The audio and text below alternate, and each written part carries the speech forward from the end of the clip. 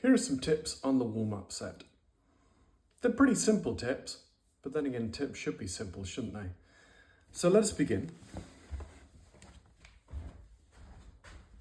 If you're finding ankles a bit tricky, then just begin by practicing shifting your weight.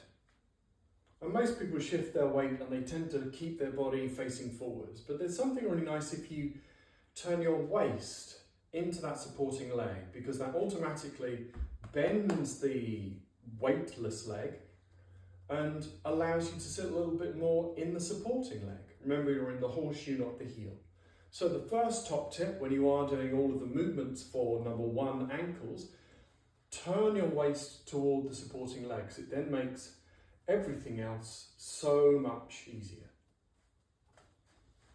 Top tip number 2 for sequence number 2, movement number 2, is we need to return to this movement here. It needs to become a little bit bigger and a little bit more snug, because if it's isolated, then none of that movement travels up through the outside of the fabric to the shoulders and through to the hands. Because the hands are kind of clasped together, or they're in front, or they're butterfly and book, we want to get that external and internal movement really starting to move the spine. So if you find that it's not rolling the wrists, the movement in the hips isn't rolling the wrists, then return to the first movement so it starts to influence the movement of your chest forwards and backwards, mirroring the backwards in the hips and the forwards in the hips. That's going to help you with all of the movements, butterfly and book, and the circles, because you're going to have more movement travelling up through the fabric and body.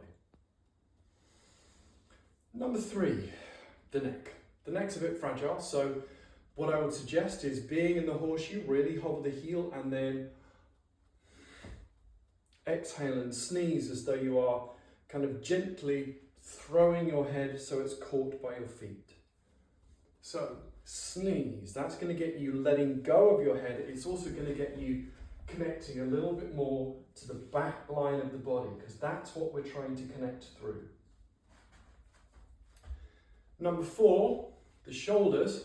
Well, I would break it down into 2 movements. So the first one is when you rotate your leg bones out, it drives your chest backwards. Just practice that half of the movement. So the more you can get this rolling out, the pelvis tucks under, and that pulls the shoulders backwards. And then counter that with drawing the fold in. What does that mean? Drawing this in, which arches the back, draws the chest forwards. So instead of just doing both at once, focus on one direction and then the opposite direction before you put the 2 together. So the next one, jazz hands, pretty simple. Really practice locking the arms into place. You don't need to take the arms out that wide. You can have them here. So the tension in your arms and your rib cage is stopping any movement from there up. We've focused on this before, but it's really simple. The more you lock it down, the more the only thing that can move is the spine from here to here. That's what we're after. For number 6, the hips.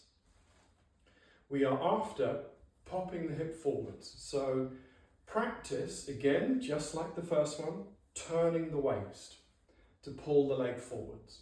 Just practice that. Turn the waist to pull the leg forwards, and remember that you want to be in the horseshoe and not pulling the hip backwards to pull the knee forwards. We are pulling the hip forwards. And then once you've found that, have your hands here, and as you pull the hip forwards, really rotate it back in. Rotate it back in. And you have to shift your body weight in order to let the other leg come forwards. Pull it back in, which shifts and pulls your body, turns your body across to take that other leg forwards. Knees. Toes come together, and really simply here, practice this movement first. Folding in, almost like you're tucking your pelvic floor back between your legs. If you practice that, that makes knees a lot easier because the movement comes from here. We first will take the knees apart, but then the movement to bring the knees back comes from the pelvis as opposed to from the leg bones, just flapping in and out.